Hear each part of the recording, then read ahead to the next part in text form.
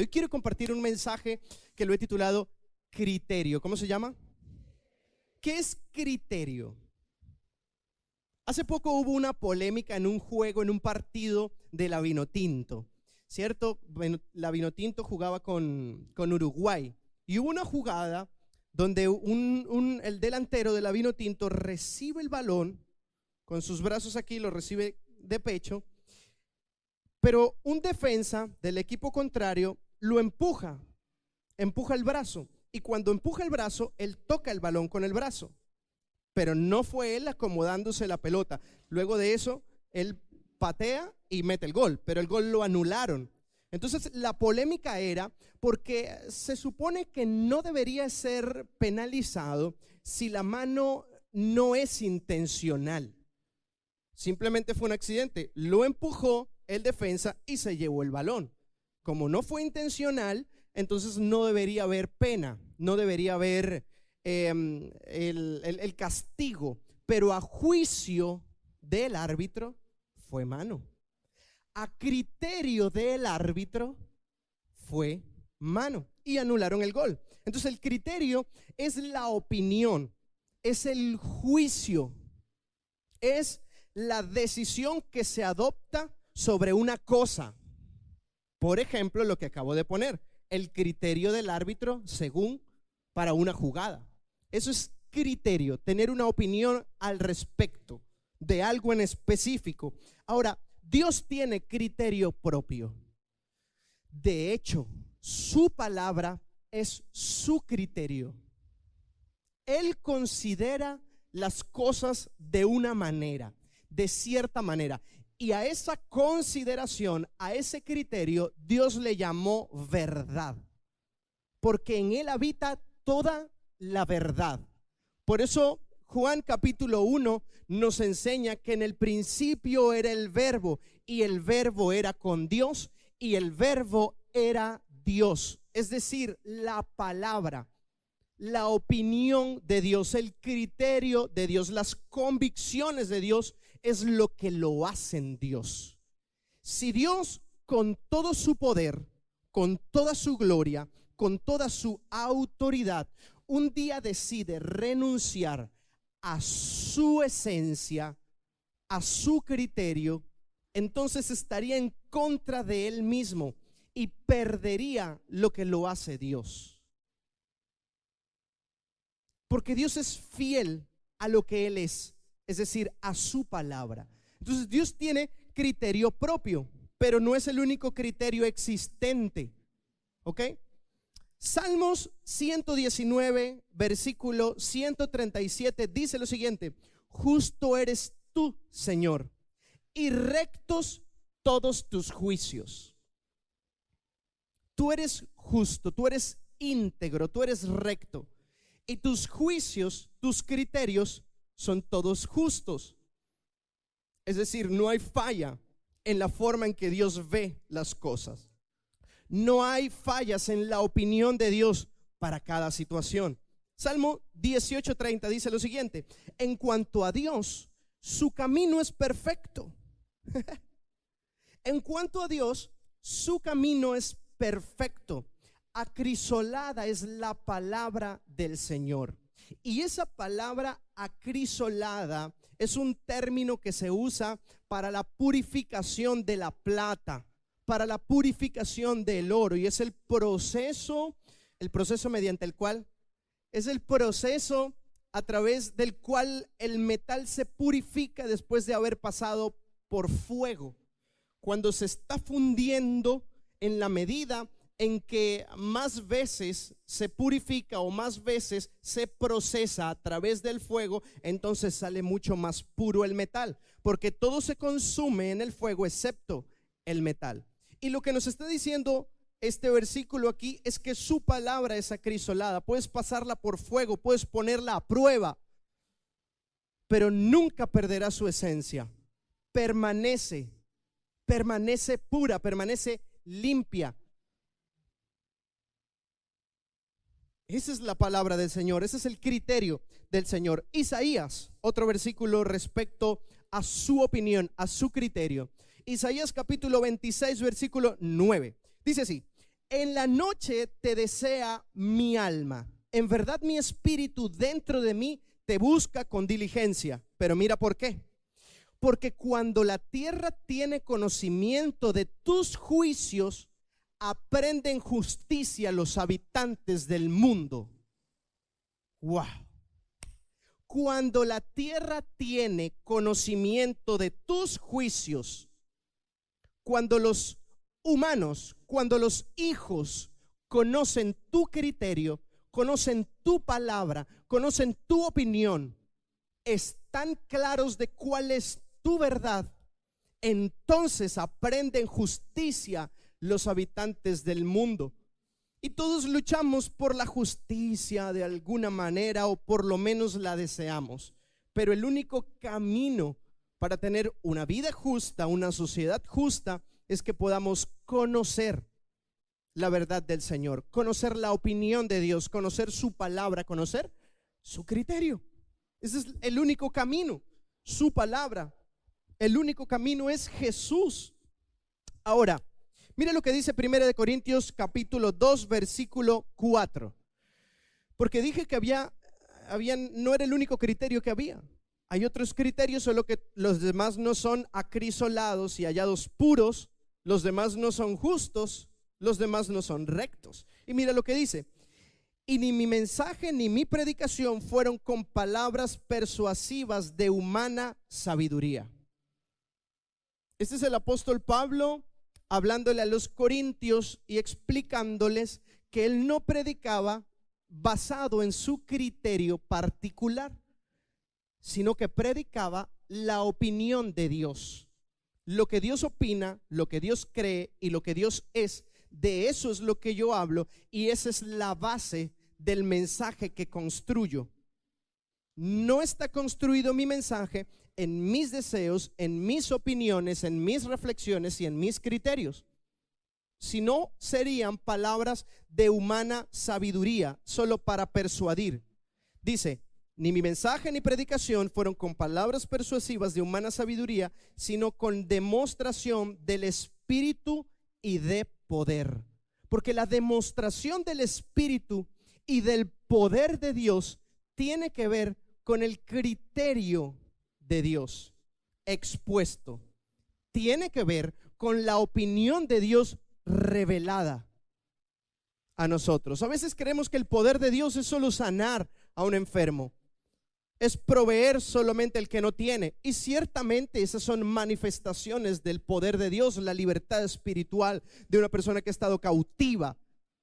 Muchos ejemplos vemos de personas poseídas, y cuando eran libres de sus demonios, nosotros decimos: ese es el poder de Dios. Y está bien, ese es el poder de Dios, ciertamente.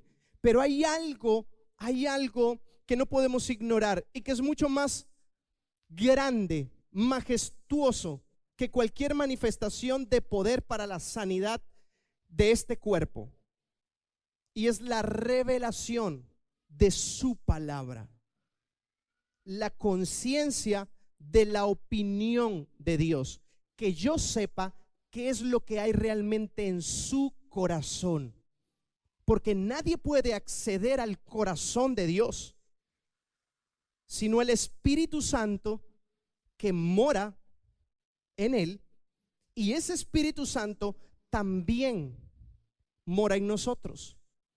¿Qué quiero decir con esto? Que el Espíritu Santo, como dice la Escritura, es el que escudriña el corazón del Padre. Es el que puede entrar donde nadie entra, porque forma parte de. Y cuando Él saca lo que es de Dios, lo trae a nosotros. Y nosotros podemos tener acceso a lo profundo de Dios, porque el Espíritu Santo nos ayuda en nuestras imposibilidades. No podríamos pensar las cosas como Dios las piensa. No podríamos analizar las situaciones como Dios, no podríamos reaccionar como Dios, y no podríamos conocer las cosas que Dios conoce a menos que el Espíritu Santo las revele. Y la demostración del poder del Espíritu tiene que ver con eso, con que el Espíritu Santo saca de lo profundo de Dios y lo puede sembrar dentro de nosotros. Ahora, cuando ese milagro pasa, cuando Dios manifiesta su poder de esa manera, nuestras convicciones empiezan a cambiar. Es por eso que muchos dicen, bueno, ¿sabes qué? Empecé a ir a la iglesia, sentí a Dios, de verdad creo que Dios me ama, no solamente que ama, sino que me ama a mí. Creo que Dios no es solamente un Dios universal, sino que también es mi Dios particular, mi Dios personal. Y Dios empieza a convencerte de lo que Él piensa. Entonces nuestro corazón comienza a cambiar, nuestros criterios empiezan a cambiar. Y tú dices, ¿sabes qué? Quiero cultivar mi relación con Dios. No voy a engañar más a mi esposa. Y tomas la decisión de serle fiel y de honrarla. Y todos dicen, pero bueno, tú no eres así, si yo te conozco. No, eso te va a durar 2 meses nada más. Yo sé cómo son las cosas. Es porque fuiste a la iglesia y estás emocionado. Porque no pueden ver el milagro. Porque comienzas a caminar en justicia y en rectitud cuando en la tierra, cuando los hijos conocemos los juicios de Dios. Entonces cambia nuestra manera de pensar, cambia nuestra manera de reaccionar, de decidir, de opinar, porque no solamente estás consciente de tu opinión y de tus deseos, sino que ahora eres consciente del criterio de Dios, de lo que Dios piensa, de su palabra, de su verdad, porque el poder de Dios se manifiesta cuando el mensaje que recibimos no está manipulado por el hombre, sino inspirado por el Espíritu. Entonces, el criterio para los hijos de Dios no es lo que pensamos por nuestra propia cuenta, sino la convicción propia de lo que piensa el Padre. Y digo convicción propia porque en ocasiones vivimos con convicciones prestadas. Es que como el pastor dijo, pues así es. ¿Pero por qué? No, pues eso fue lo que yo aprendí en la iglesia. Déjame decirte que ese cristianismo no es el que Dios quiere, no es el correcto. Porque no podemos vivir de las convicciones de otro, no podemos vivir de la revelación de otro, no podemos vivir de las experiencias de otro. Dios quiere ser un Dios personal, sin intermediarios. Entonces no vale todo lo que aprendamos de otro. Vale, siempre y cuando tú lo confirmes con Dios y se vuelva tu revelación, se vuelva tu criterio, se vuelva tu verdad, que incluso fallando aquel quien te lo enseñó, tú permaneces firme, porque no estás viviendo bajo la convicción de quien te lo enseñó, sino tu propia convicción. Una vez una persona me dijo, ¿cuál es el sueño de Jesús Laya para la iglesia, para Barinas, para esta generación? Y yo le dije, bueno, realmente mis sueños ya los entregué, ya los perdí. Como dice la canción, ya se desbarataron mis sueños. ¿Y cómo así? Sí, porque mi sueño excluía a Dios. Yo no soñaba con ser pastor, yo no soñaba con enseñar la palabra, yo no soñaba con dedicar mi casa, mi familia y toda mi vida al servicio de Dios. Mis sueños eran otros. Mi sueño era trabajar, mi sueño era jugar béisbol profesional, como ya lo he compartido anteriormente. Pero llegó un punto donde tuve que renunciar a ese sueño literalmente. Tuve que renunciar a las oportunidades que tenía porque un sueño más grande se apoderó de mi corazón. Y resulta que lo que ahora estoy viviendo no es el sueño de Jesús Laya. Lo que ahora estoy viviendo es el sueño de Dios, que lo tomé como propio, porque estoy convencido de que lo que estamos haciendo como iglesia y de lo que estoy haciendo como hombre y como familia es exactamente lo que Dios quiere que haga. Entonces ya no es solamente el sueño de Dios, ahora también lo tomo como propio. Y sin importar quién se quede en el camino o continúe, yo voy a seguir, porque es mi convicción, porque es mi criterio. Ahora se lo copié al Señor. Y todos los que logran tener la revelación, la convicción de la visión que tenemos como iglesia, no están adoptando el sueño de Jesús Laya, porque no se originó en Jesús Laya. Es un sueño que Dios ha tenido desde la eternidad, desde siempre y desde que el hombre es hombre. Es la razón por la que Cristo murió en la cruz, para que todos procedan al arrepentimiento. Y eso es lo que hacemos en esta iglesia: ayudar a la gente a conectarse con Dios y a formar la mente y el carácter de Cristo en cada uno. Eso es lo que hacemos. Ayudamos a la gente a que se conecte con el propósito de Dios y pueda cumplirlo en la vida, para que pueda tener una vida plena y goce de la más grande bendición de todas, la relación con Dios. Eso es lo que hacemos. Y quienes corren en esa visión no están corriendo en un sueño de humana, de origen humano. No están sustentados en palabras de humana sabiduría, sino en la demostración del poder de Dios, que es la revelación de su criterio, de su verdad, de lo que Él piensa.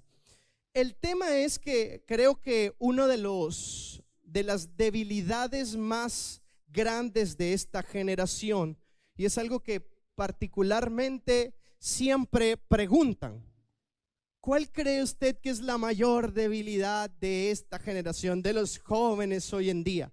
Y creo que tenemos muchísimas debilidades, nosotros los que tenemos unos veintitantos. Tenemos muchísimas debilidades en esta generación, pero una de ellas, y es la que quiero resaltar hoy, es realmente la falta de criterio. Porque hoy en día es muy fácil no tener bases de aquello que opino, de aquello que publico. Y te das cuenta de cómo, por ejemplo, te tomas una foto, ¡chas!, y te salió espectacular la foto, y luego vas a subirla y tú dices: uy, ¿qué voy a subir? Google, frases impactantes.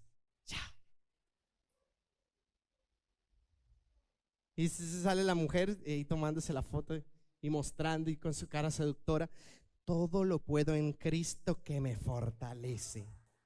Y dices: no, una cosa no tiene que ver con la otra. Porque no hay criterio, solo quiero publicar porque los demás publican y porque es cool. Pero no tengo nada para decir, porque no estoy convencido de nada. El problema con quien no tiene un criterio sólido es que, o una de las consecuencias es que es manipulable. Es fácilmente manipulable, porque cualquiera que despierte su admiración se convierte en su Biblia. Es decir, mi admiración se la debo a, díganme, a algún famoso, sin ánimos de juzgar a ningún famoso, ¿ok? Dígame el nombre de algún famoso. ¿Quién? Will Smith. Ok, listo. Will Smith publica. Y Will Smith publica el feminismo, porque el feminismo, y da su opinión. No sé cuál es su opinión porque no lo sigo. Voy a empezar a seguirlo. Entonces empieza: y el feminismo, y mi opinión acerca del feminismo, y todo el mundo, ¿viste? Como es quien despierta tu admiración, tú dices: mira lo que opinó Will Smith, es verdad. Sí, el feminismo, viva el feminismo. No sé, es que Will Smith es muy cool. Y su criterio es el criterio de alguien cool, y yo quiero ser cool. Yo quiero estar en la jugada. Por eso digo que el que no tiene criterio es manipulable. A ti no te gusta una canción y de repente a todo el mundo le gusta la canción y te termina gustando la canción.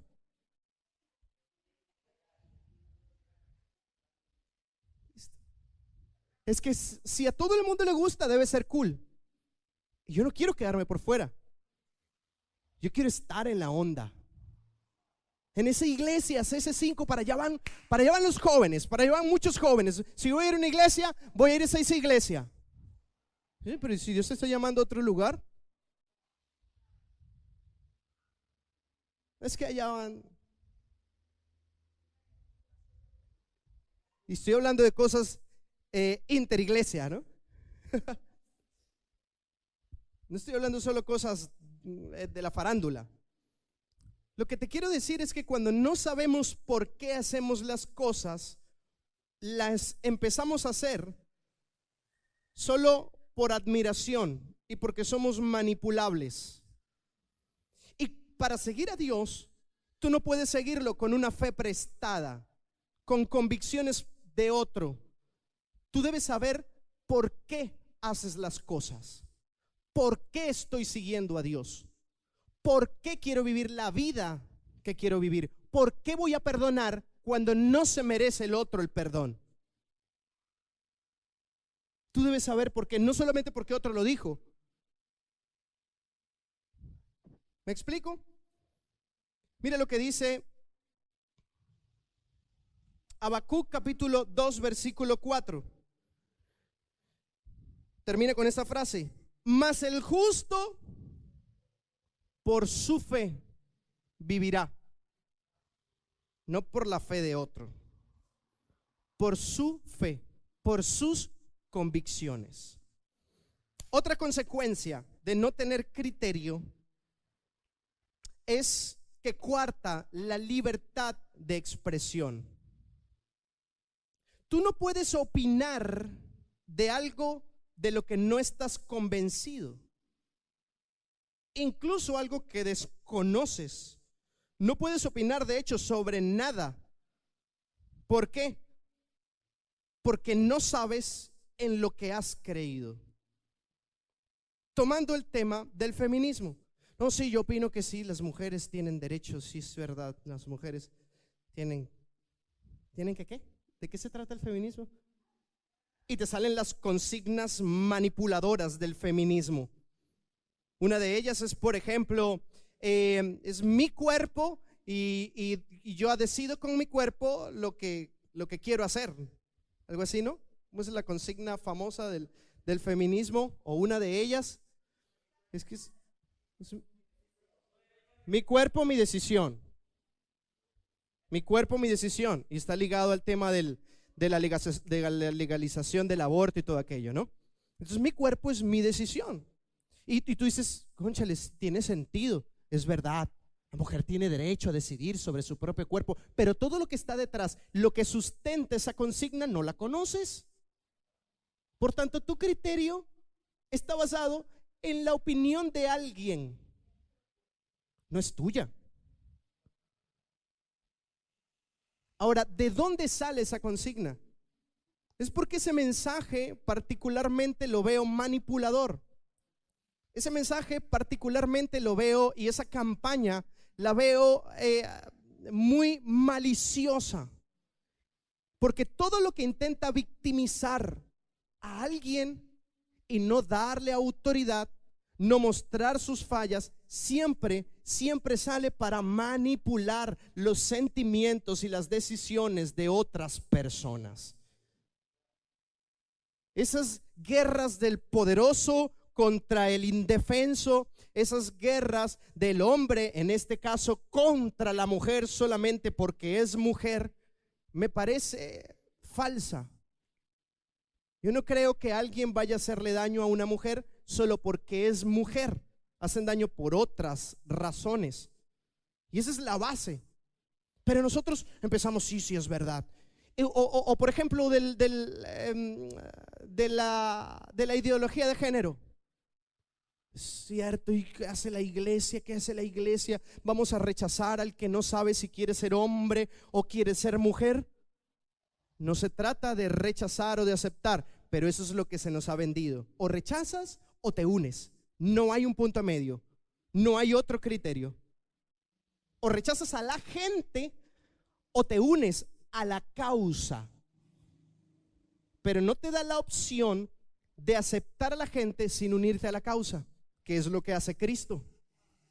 Cristo acepta al pecador, a la gente, sin unirse a su pecado. Pero como no tengo criterio, no lo sé, entonces tú dices, ay, estás confundido y eres fácilmente manipulable y no puedes tener libertad de expresión propia.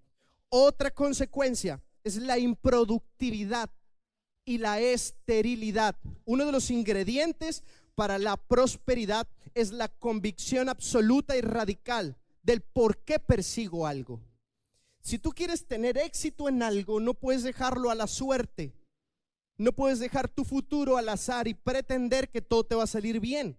No, necesitas estar convencido de lo que estás haciendo y por qué lo estás haciendo. Pero nadie puede dar pasos sólidos en la vida si no está completamente convencido de lo que quiere, de hacia dónde va y por qué está decidiendo de esa manera.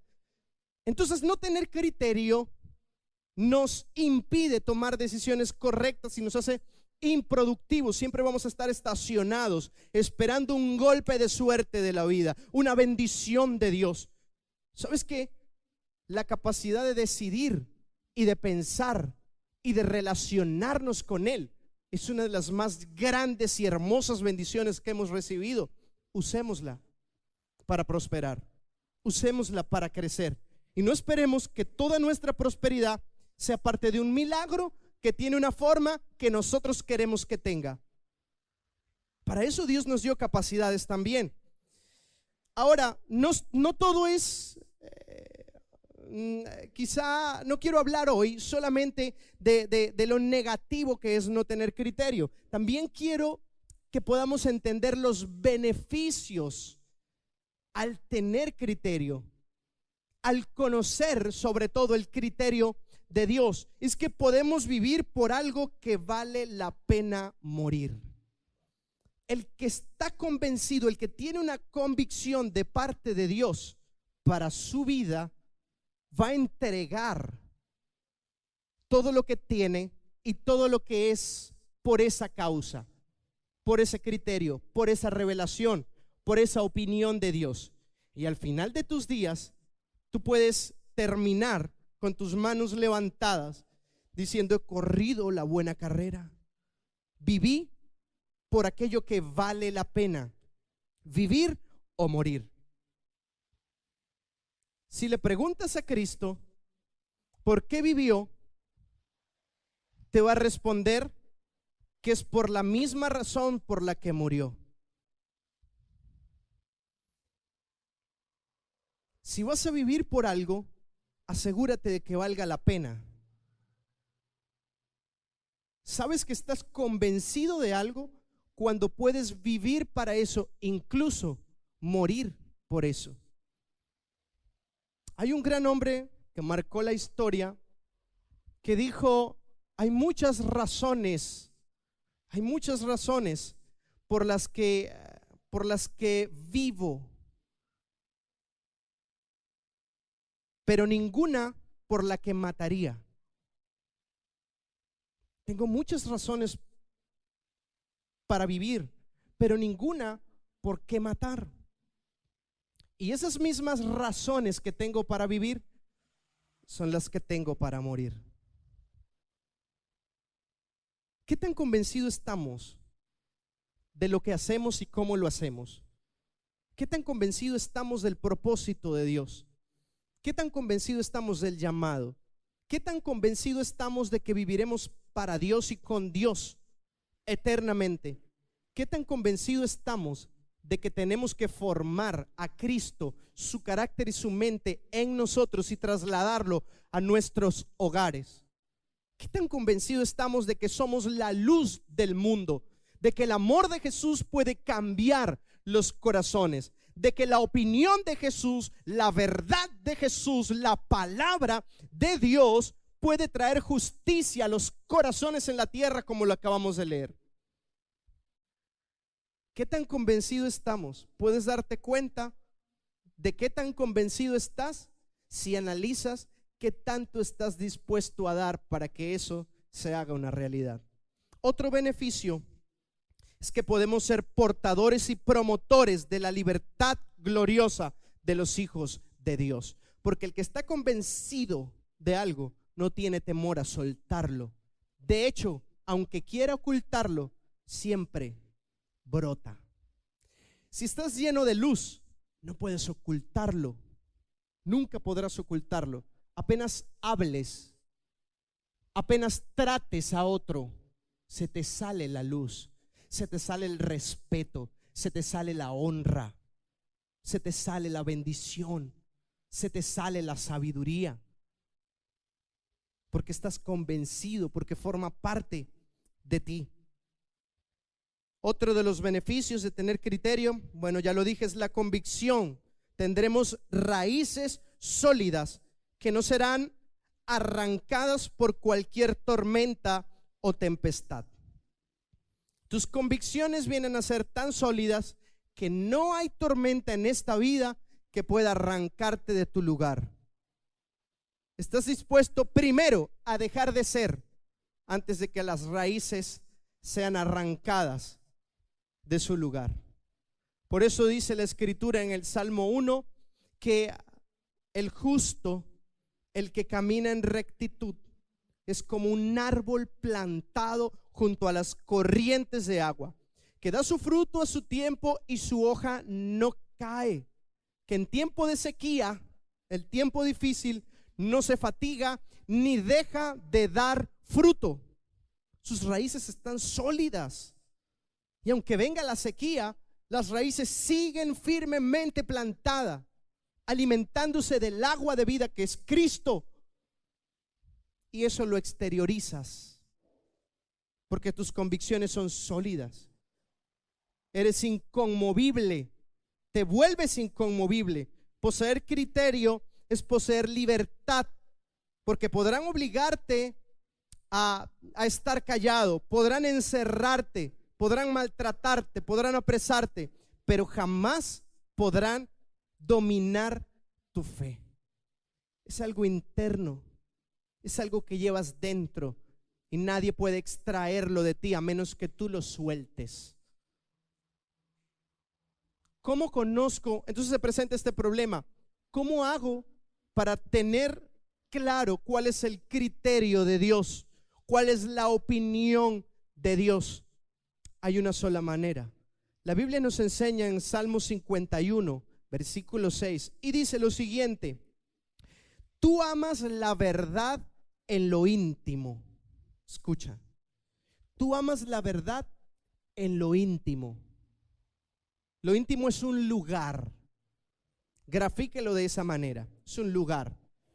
Tú amas la verdad en lo íntimo. Y en el secreto, en ese lugar, me harás entender sabiduría. Dios cautivó toda la verdad que nos hace libres, y la escondió en un lugar. Y a ese lugar le llamó lugar secreto, lugar de intimidad. Y dijo: ¿quieres conocer mi criterio? ¿Quieres conocer mi palabra? ¿Quieres conocer mi opinión? Necesitas venir al secreto. Ven al secreto. No lo vas a hallar en cualquier esquina ni en cualquier persona. Necesitas encontrar aquí tus convicciones.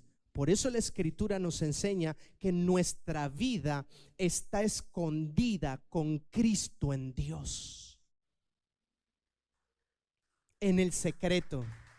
En el secreto. Pero es más fácil consumir a un Dios que otros dicen, que otros predican desde sus convicciones, que ir al secreto. Y justamente lo que Dios quiere es que podamos desarrollar una relación personal con Él. Que si tú vas a dar un paso hacia la derecha, sepas por qué Dios quiere que vayas a la derecha. Estés convencido, y el día en que te fue mal, el día de la prueba, porque te fuiste a la derecha, tú puedas decirle: Señor, pero ¿sabes qué? En el secreto, en la intimidad, en nuestra relación. Tú me dijiste, tú me enseñaste que tú querías que yo fuera a la derecha. Y si algo sale mal, podrás saber que no fue por tu error de no haberlo escuchado. Si algo sale mal haciéndole caso a Dios, Dios se encargará de que todas las cosas le ayuden a bien a aquellos que son llamados conforme a su propósito. Aquellos que caminan en el propósito, Dios está comprometido, Dios te ofrece la garantía. Es como cuando vas a comprar un producto. ¿Y cuánto tiene esto de garantía? 1 año de garantía. A los 2 meses se daña, entonces tú vas con tu garantía y dicen, sí, es cierto, salió defectuosa, tome una nueva. Y listo. Y tu problema es resuelto. Dios es nuestra garantía. Pero para que esa garantía esté vigente, debes conservar ciertas cosas, ¿no? Por ejemplo, cuando compras un producto, debes conservar la caja o debes conservar la factura, y esa es tu garantía. Y tienes que estar en ciertas condiciones. Si usted le dejó caer la corneta de un segundo piso y después va y reclama por garantía, pues te van a decir, no, fue descuido tuyo, es tu culpa y no podemos cubrir la garantía. Pero vino defectuosa, no hiciste nada, la trataste como deberías y se dañó, entonces es culpa nuestra. Tranquilo, yo lo resuelvo, te dice la empresa. Lo mismo pasa con este verso, es nuestra garantía. Todas las cosas a los que aman a Dios le ayudan a bien. Esto es, a aquellos que son llamados conforme a su propósito, los que caminan en su propósito, los que caminan en su principio, los que respetan su criterio y viven basados, sustentados, inspirados por su criterio, por su opinión, por su verdad. A estos todo lo que les pase, yo lo voy a tornar para bien. Es que no te imaginas lo que me pasó. Sufrí un abuso, dirán algunos. Fui abusado sexualmente. ¿Cómo puede eso tornarse para bien? Tal vez ahorita en medio del dolor no lo sientes, pero Dios no miente en su palabra. Y posteriormente muchos van a pasar por esa misma situación y tú vas a poder rescatarlos. No solamente eso, sino que vas a poder evitar que muchos otros sufran lo que tú sufriste, porque decidiste caminar en el propósito de Dios. Y es cierto, tal vez el dolor no vas a poder evitarlo, pero el dolor tuyo, pero el de muchos otros, tal vez sí. Y por ese dolor que sufriste, seguramente, cuando veas el fruto, vas a quedar satisfecho. Como dice Isaías capítulo 53 versículo 10, verá el justo el fruto de la aflicción de su alma y quedará satisfecho. Quedarás satisfecho de cualquier dolor que tengas que soportar siempre que camines en el propósito de Dios cuando veas el fruto. ¿Cuántos creen eso? Dios es un Dios bueno. En Dios estamos seguros. Por eso su palabra dice que Él es nuestro refugio en medio de la tempestad. ¿Qué es el refugio? ¿Qué es un refugio? Es el sitio al cual tienes que correr para estar seguro en el día del mal. Eso es un refugio. Señor, es que no tengo. ¿A dónde voy? Al refugio. Señor, es que no puedo. ¿A dónde voy? Al refugio. Señor, es que no me alcanza. ¿A dónde voy? Al refugio. Por eso el salmista en el Salmo 73, Asaf, dice lo siguiente: ¿a quién tengo yo en los cielos sino a ti, Señor? ¿A quién tengo yo? ¿A dónde voy? ¿A quién busco? ¿A quién clamo? ¿A quién le pido? ¿Quién me ayuda? Solo tú, Señor. ¿A quién tengo yo en los cielos sino a ti? Y fuera de ti nada deseo en esta tierra. Iglesia, necesitamos que las convicciones de Dios sean las que nos muevan. De lo contrario, tu única convicción será que venir a la iglesia cada domingo tienes que hacerlo porque es bueno. No, hay más.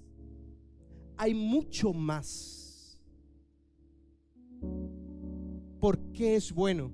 ¿En qué te beneficia? ¿Hacia dónde apuntas? ¿Hacia dónde te lleva Dios? ¿De qué se trata el propósito que Dios tiene contigo? ¿Por qué nos conectó a nosotros? Un montón de extraños, pero que ahora se están convirtiendo en familia. ¿Por qué? Porque Dios, en su opinión, conoce cosas que nosotros no. Por eso nos enseña la Escritura que los pensamientos de Dios están tan lejos de los nuestros como los cielos de la tierra. La buena noticia es que el Espíritu Santo nos mantiene en comunión. Es que en Jesús el cielo y la tierra se unieron. Y dice la palabra que el que se une al Señor, un espíritu es con él. Los pensamientos de Dios están disponibles para nosotros. Esos no fallan. ¿Cuál es el precio de conocer y tener los pensamientos de Dios? Fácil. Dale el lugar que ocupan los tuyos. Es que yo no lo voy a perdonar porque él me engañó y abusó de mí y me mintió, me hirió. Está bien, pero Dios dice que ames a los que te aborrecen y a los que te odian y a los que te maltratan, que perdones a otros sus ofensas para que vuestro Padre Celestial también os perdone.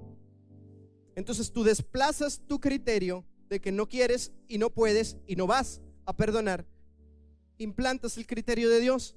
Y sabes que voy a perdonar porque Dios, estoy convencido de que Dios me va a bendecir de alguna manera si yo perdono. Y con todo el dolor que puedas tener por dentro, otorgas el perdón. Y estás viviendo bajo los criterios de Dios. Pero cuesta. ¿Qué cuesta? Sacrificar nuestros criterios, sacrificar nuestros sueños.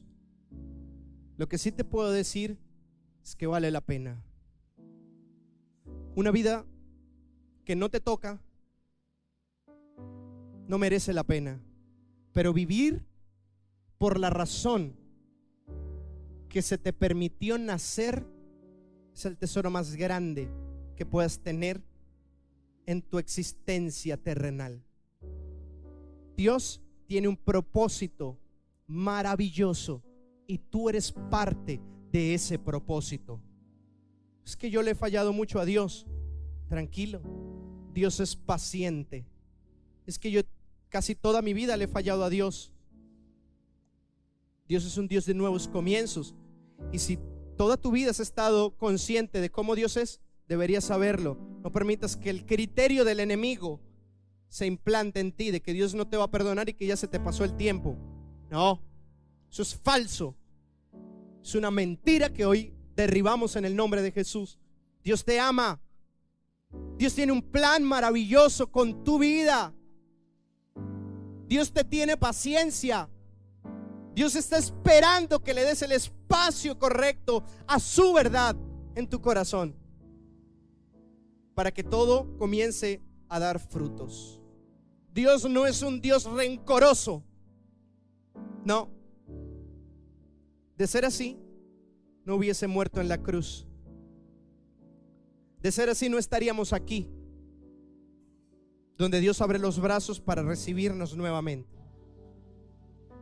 ¿Cuántos dicen amén a eso?